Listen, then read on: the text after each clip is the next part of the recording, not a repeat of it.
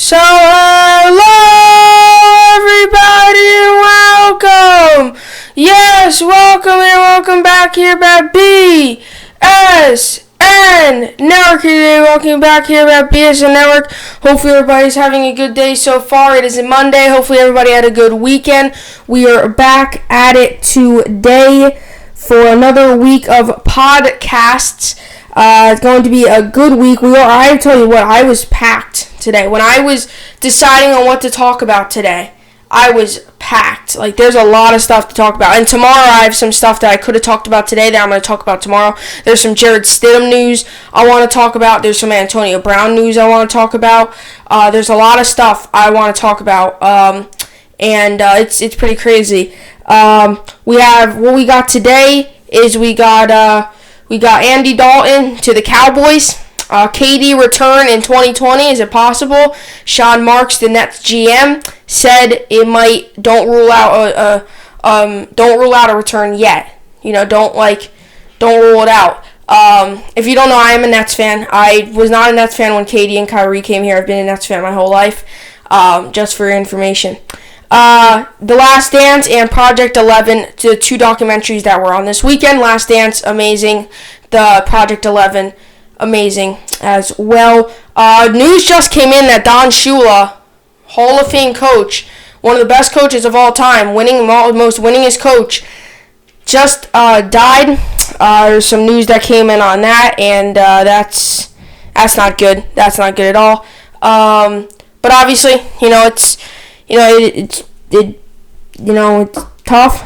I'm not too sure how he was 90 years old though, but there was just some news that came in right before I came on air. So that's what we got for today. Andy Dalton to the Cowboys, KD return in 2020 / the Nets, The Last Dance in Project 11.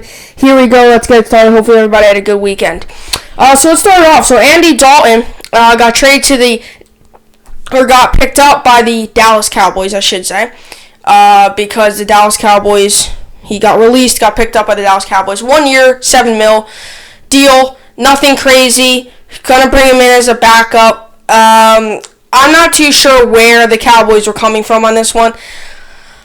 The only thing I could imagine is as a backup, let's just say Dak gets injured, you need a quality backup to be in your spot, right? That's what you need.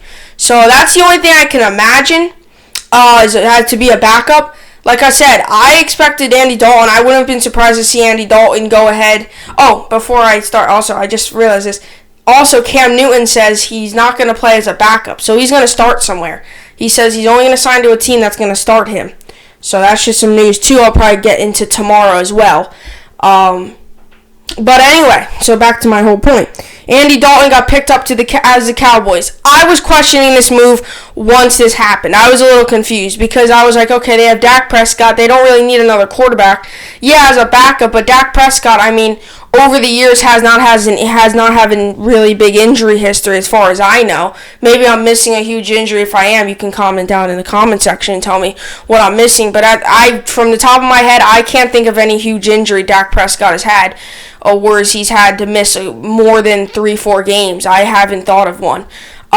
So it's not like he's almost like, for example, I just said about Cam Newton. For example, it's not like he's Cam Newton where his foot's a big problem or some spot in his body he has a problem there. He kept on getting re-injured. Cam Newton, his foot.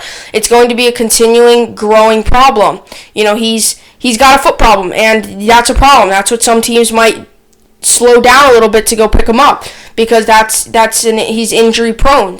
Dak Prescott, I can't think of one really injury to think that he is really, that they've got to be cautious with, that he's missed more than 5-6 games from. I can't think of anything. I really can't. Maybe I'm completely missing something big, but I don't remember him doing really anything horrible. Maybe a couple injuries here and there or anything, but I don't think he's gotten injured much in his career. It's not like for Andy Dalton, or let's just say, it's not like, for example, let's just say Cam Newton was on the Panthers. It's not like, and Kyle Allen wasn't there. It's not like the Panthers would pick up Andy Dalton as a backup to Cam Newton because Cam Newton is injury prone. It's not like that. I don't really see Dak Prescott being injury prone. Now, anything could happen. He could get injured any moment of the season, any moment in practice, any moment of the day. He could get injured.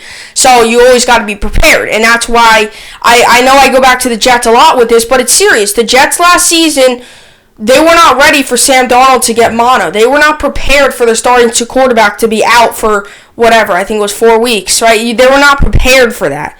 Yeah, it was 4 weeks plus the bye, because they started off 0-4 plus the bye. Then they came back, he won, and then they lost 3 straight, 1-7, and then they got to, I think, 5-7. I'm pretty sure. Then they got to 5-8. Then they got 6-8, 6-8, 6-9, 7-9. I think it was something like that. But for him to miss the next 3 games, right? I didn't see that. Nobody Jets fans, nobody saw that happening. Him to miss 3 weeks of the season plus the bye, so 4 weeks, nobody saw that happening, right? And the Jets weren't prepared for that. So I think the Cowboys are preparing. Dak Prescott, let's just say he gets injured, right? Andy Dalton's behind him. Andy Dalton could help him a lot.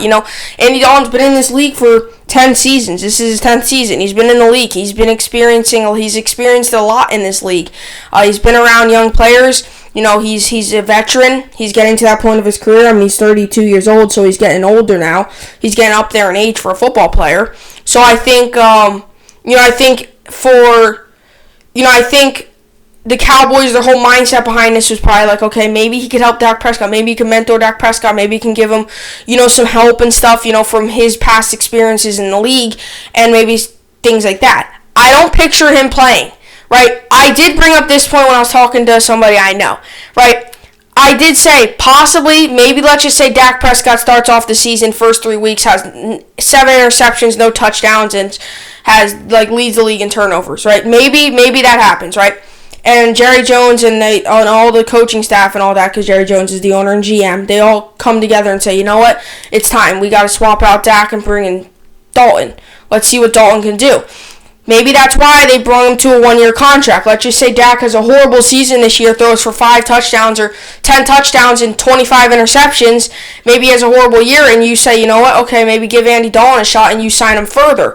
But for the time being, Andy Dalton's going to be a backup. He's going to maybe be a little bit of a mentor. I don't really understand, because Dak's, in his 4th season? He joined the league in 2016. This is 2020, so this is, his 4th, 5th season, something like that? Dak wants to pay. He wants to pay. And he wants the Cowboys to pay up for him. They did with Zeke, and they do it with Dak. And maybe that's their whole thing. Maybe the Cowboys are pulling a little bit of a Green Bay Packers here. Picking up Andy Dalton, see what Dak can do. Dak doesn't have a good season. Maybe they pay Andy Dalton instead of Dak, and they say, Dak, you're going to go into free agency, right? Maybe that happens. I don't think it will, but that's just all options. For the time being, Andy Dalton's going to be a backup without a doubt. You can't even argue. He's going to be a backup to Dak Prescott. You can't even argue, right? Dak Prescott, that's his starting job. It's Dak's job. The quarterback job is Dak's, right? It's not Andy Dalton. It's not Andy Dalton. Andy Dalton's going to be the backup. Dak Prescott. The only way Andy Dalton starts, I say, is if Dak has a horrible beginning to the season, or if he gets injured. If he gets injured, that's the only way he's probably playing this season. Right? Or if they're blowing out a team 35-0 in the 4th quarter and they just want to bring him in for reps. Right? That could also be an option. I don't know.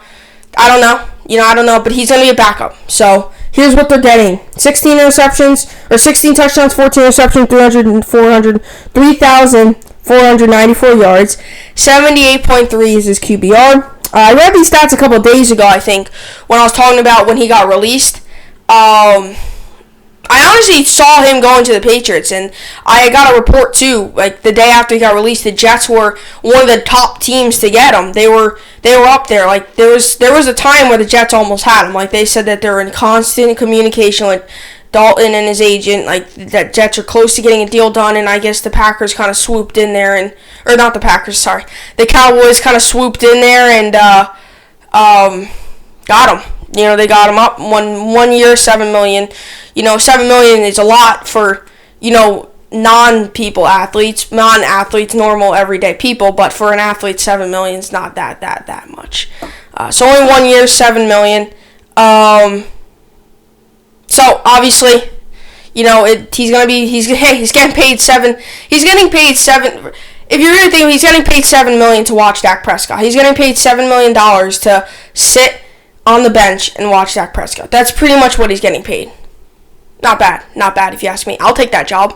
I'll take $7 million a year. I'll take it. It's not horrible. But yeah, and then so that's Andy Dalton. His stats: 32 years old. He's in his 10th season. Like I said, he's getting older. He's getting up there in age. His career stats: 133 games, 4,449 attempts, 2,757 completions. 62 is his completion percentage. 33.5 attempts per game. 31,594 yards. 7.1 average yards per game. 37.5 rounded up to 238. Touchdowns: 204. Touchdown percentage: 4.6 rounded up to 5. 118 interceptions. Interception percentage: 2.7 round that up to 3.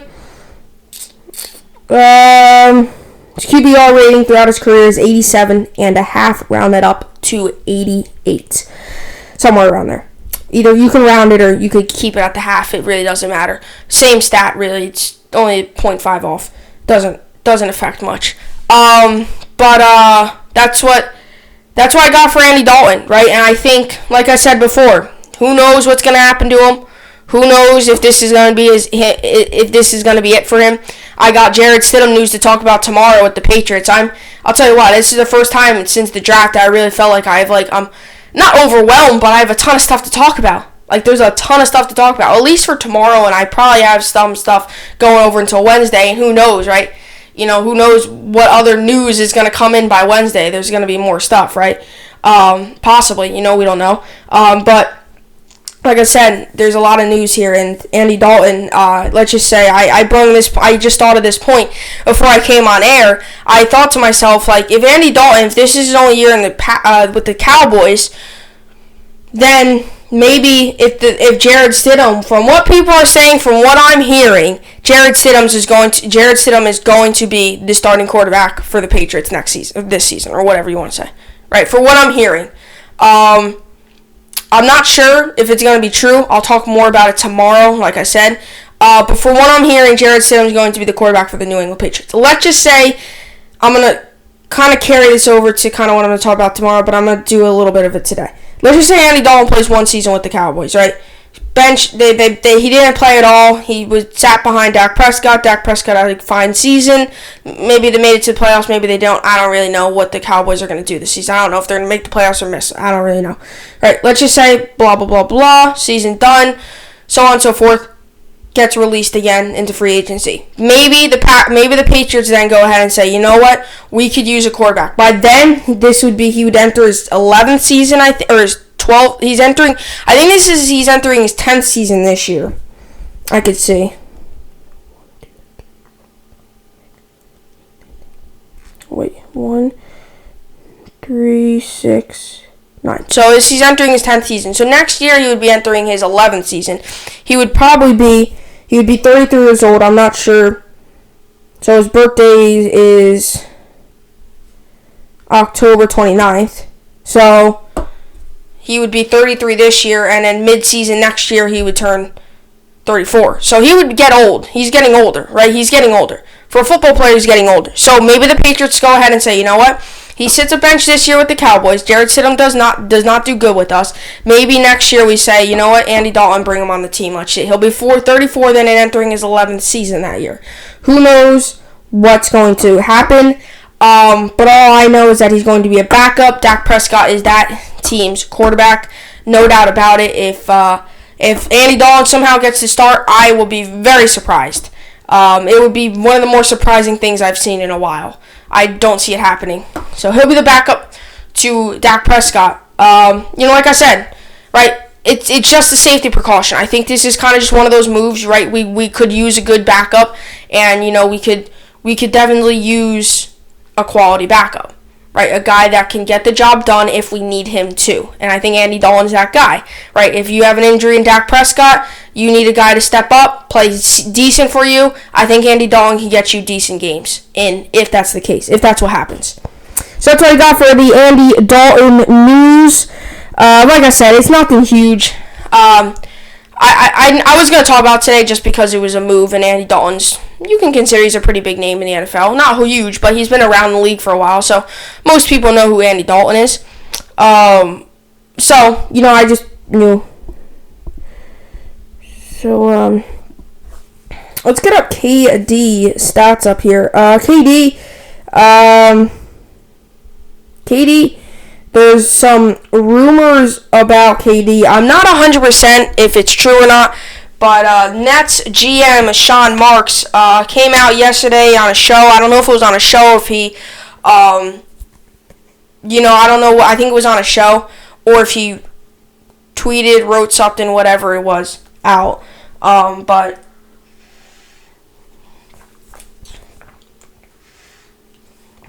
what they have is they have KD coming back, or he says don't rule out a KD return in the 2020 season.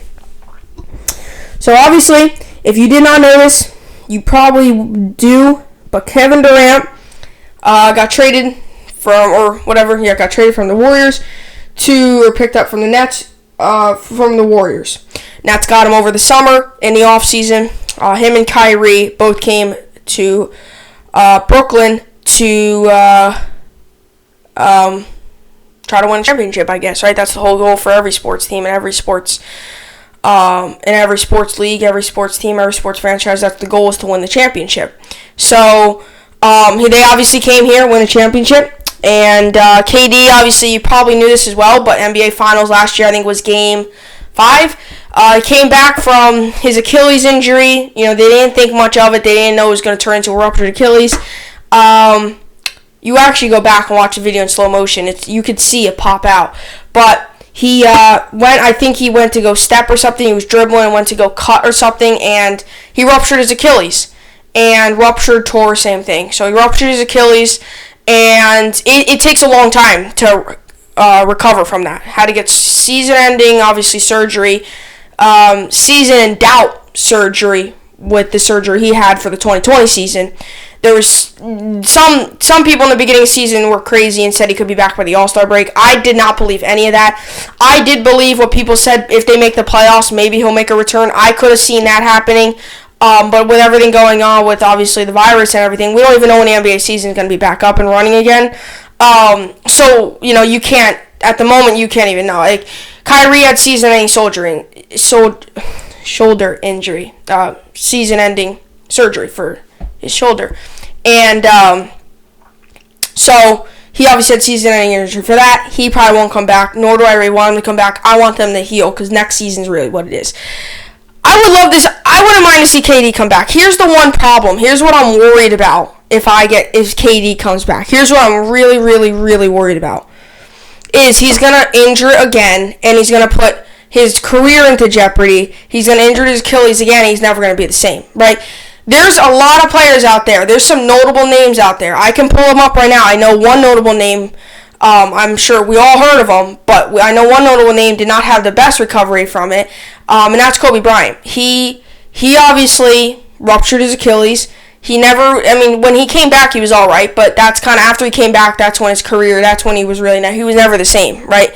That kind of finished him off, right? He still played, I think it happened in 2013, he still finished and played, I think, 2 more seasons, right? His career ended 2016, 3 more seasons, whatever, right? 2 more probably. I think it happened 2012, 2013, whatever it was.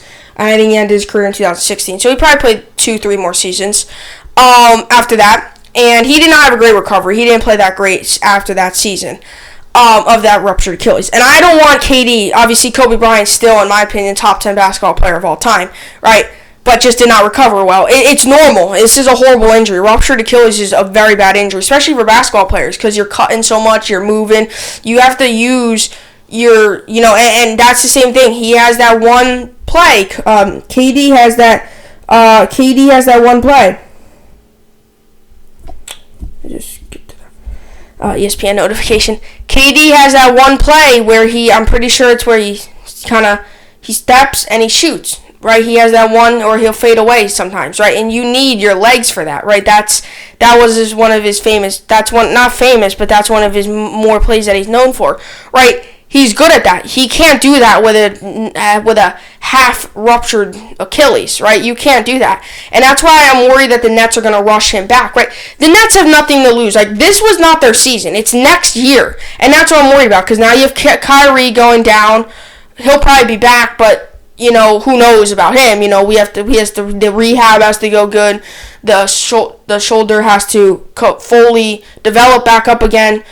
Surgery for the shoulder is very bad. It can be bad. Sometimes takes long. And ruptured Achilles, obviously, with KD is very bad too. So the possibility of him coming back, I would be okay with. I'm just very, very worried. And I shouldn't say I would be okay with it. I would just rather KD just come back next season. That's what I'm just hoping for. Him to come back next season, full 100% back to the old KD that we knew.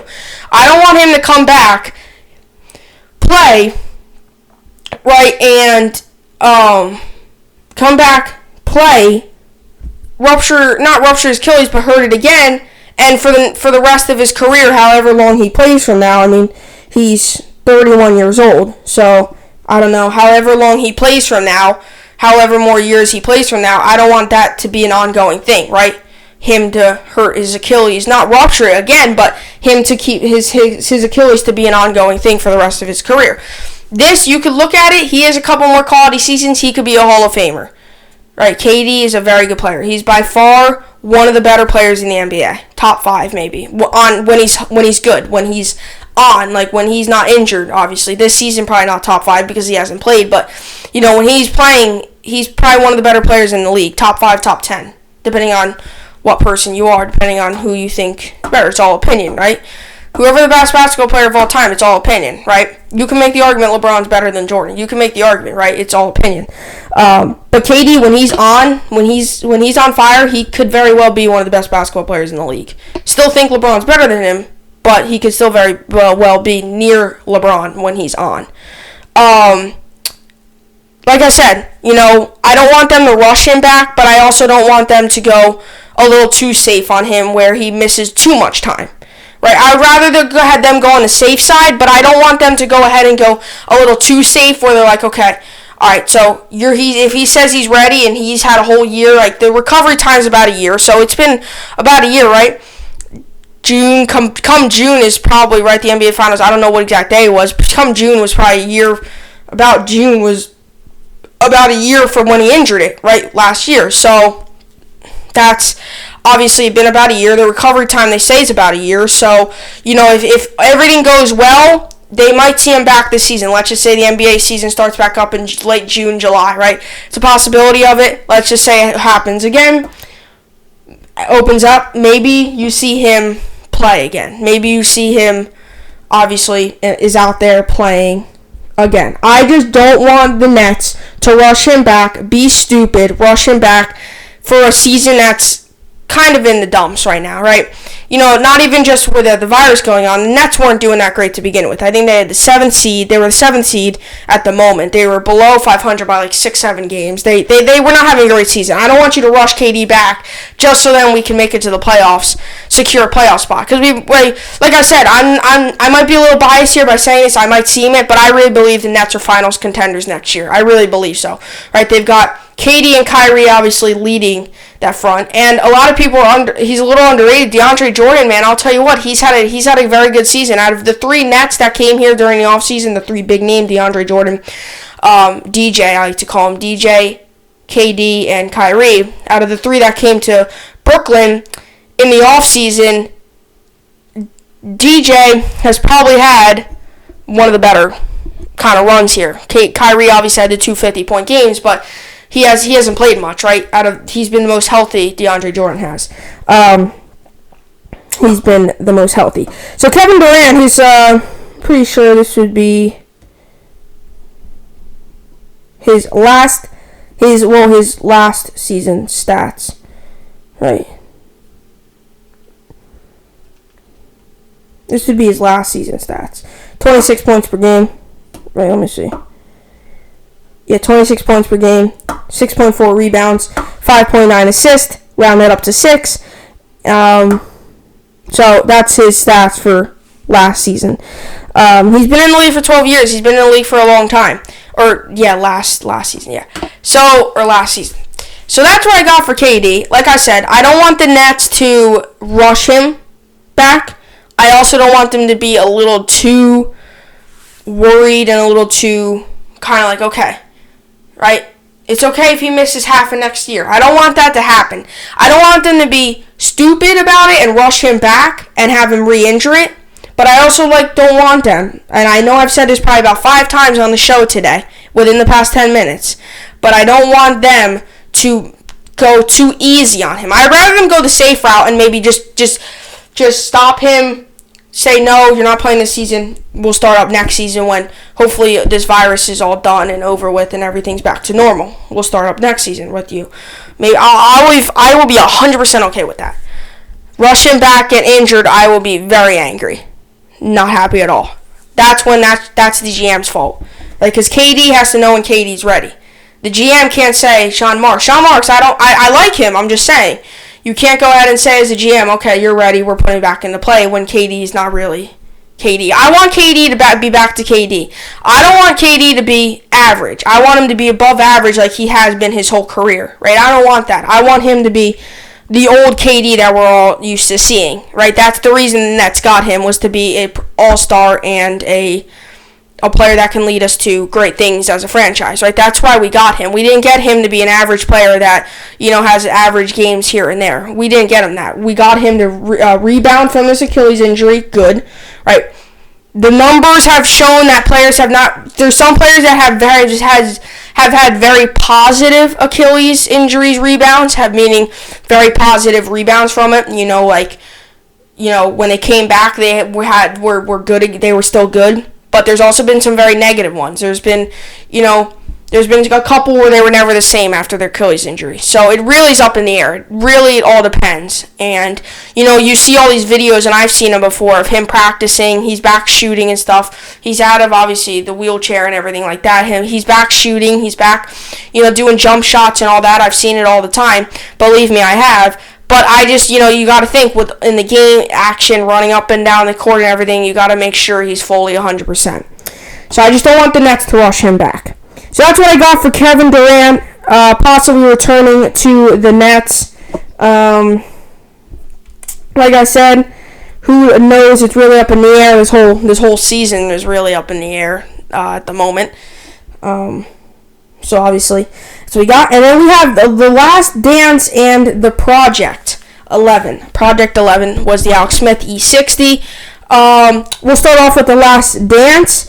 Last Dance yesterday was awesome. Was absolutely amazing again. Like I said, I don't think there will never be a bad episode. It was awesome. It was very good. It was another great 2 episodes. Once again, if you're going to watch it tonight, or if you're going to watch it today, or you're going to watch it another time, you could skip this part of the video, because I'm going to not spoil it, but I'm just going to tell you what happened in episodes 5 and 6. So, Jordan, MJ, was a huge gambler. He gambled on everything. I'll tell you, I've known he's been a big gambler. I've known he's gambled on stuff, probably sporting events, stuff like that, cards, and I never knew he was that big on gambling on cards. And, everybody called Michael Jordan competitive. He was one of the more competitive basketball players in his time. He was playing with a stadium employee, in the thing, and they were throwing the coin. I don't know what they were trying to do. I don't know if they wanted to get to the closest to the wall, but they were throwing a coin at a wall, and Jordan said, you can have whatever 5 tries. I'll only take 3. I'll beat you anyway. He was very competitive, and they would play for money. They would play for I don't know, $10 or whatever. I'm not sure the exact amount. But obviously it was pretty crazy when you see Michael Jordan being that competitive on just a coin throwing game. I don't even know what they're doing. They were throwing a coin at a wall and then they would go pick it up. I don't know really what they were doing. Maybe if you do, comment in comment section below. I don't really know what the game is called, or if they were just screwing around, messing around and all that. I don't really know. But yeah, it was funny because he's very competitive.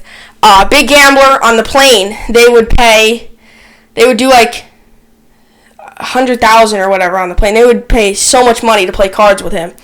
And then the one guy, Paxton, John Paxson, I'm pretty sure it was. He said, or MJ walked up to the front of the plane and asked them. They were only playing for like $1. He walked up in the front of the plane and asked them, "Hey, can I play?" And they're like, and John Paxson looked at him like, "No, you got your own game back there." He's like, "We're only paying $1 for winning." He's like, all I want to say is that I've got your money. It was funny because all he really did was just wanted other people's money. He just wanted to say that he had your money. He had a lot of money. He won the gamble with you, and that's all he wanted to do. Another thing, kind of get back onto the basketball point, that was kind of off topic. I mean, not off topic. I mean, it happened in the documentary, but obviously gambling doesn't really have to do with basketball. Back to the basketball point, Kobe was talking yesterday on the show about everything with, how he kind of looked up to MJ and stuff, how MJ and them he always battled with MJ. They were always, usually guarding each other and stuff. MJ and Isaiah Thomas had some bad blood with each other. They hated each other, and so did Charles Barkley, or Magic Johnson, and Magic Johnson and Larry Bird and MJ, they all made that USA Dream Team, USA Olympic team back in '92. They all made that. So obviously, let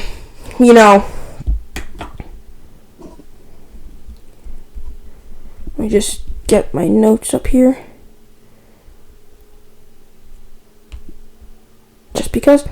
They said that Larry Bird and Magic Johnson and Michael Jordan, they all made the Dream Team, and I think it was Argentina in 1992. And Isaiah Thomas he met all the criteria to make the Dream Team, the USA Olympic team, right? You had to have the 11 best guys in the NBA pretty much to go out overseas, play in Argentina, obviously, for the Olympics in the 92. And they ended up winning it all. They ended up winning gold medal. But there was a lot of people that say, I don't know, he didn't really said why, but people say that the reason he wasn't on the team was because Magic Johnson, Larry Bird, and MJ were all on the team, and they all hated Isaiah Thomas, so they set it up to where Isaiah Thomas didn't make the team. Michael Jordan hated Isaiah Thomas. I remember from the beginning, episodes 3 and 4, they showed how they didn't high-five him after one of the games. Michael Jordan didn't like that. They were named the Bad Boy Pistons, and, the Pistons were a very dirty team. Isaiah Thomas was always getting into it with players, whether it's, shoving them around, just, bullying them pretty much, bullying them physically pretty much in a game. He was a very physical player, which isn't bad, but, gets too physical, and I think that's what a lot of players were noticing. He was getting a little too physical. He was starting to foul a lot. He was starting to get annoying. A lot of players started to dislike him because of that, and there are people say that the reason why he didn't make the Dream Team was because Magic Johnson, Larry Bird, and MJ were all on the team, and they didn't like him that much. Like they said, episodes 6 and 7, you'll see some stuff where MJ's, supposedly punched a teammate or whatever. He was very competitive, right? He was not, in practices, he took practices very seriously too.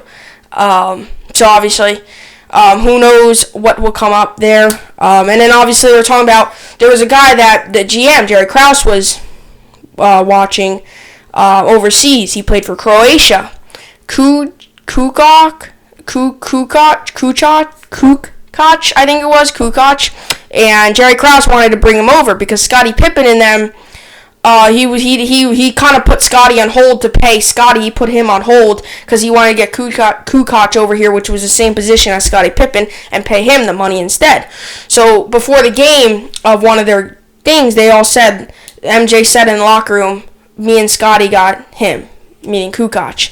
And they pretty much bullied him as well. They limited him to 4 points.